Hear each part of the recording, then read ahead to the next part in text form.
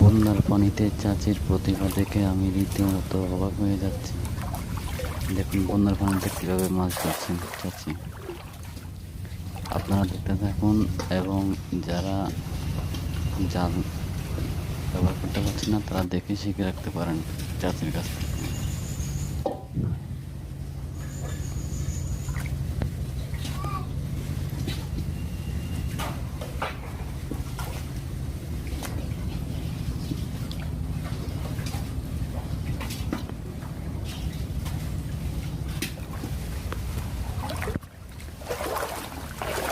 মাশাল্লাহ মাশাল্লাহ, দুইটা মাছ উঠেছে অসম্ভব প্রতিভার ফল।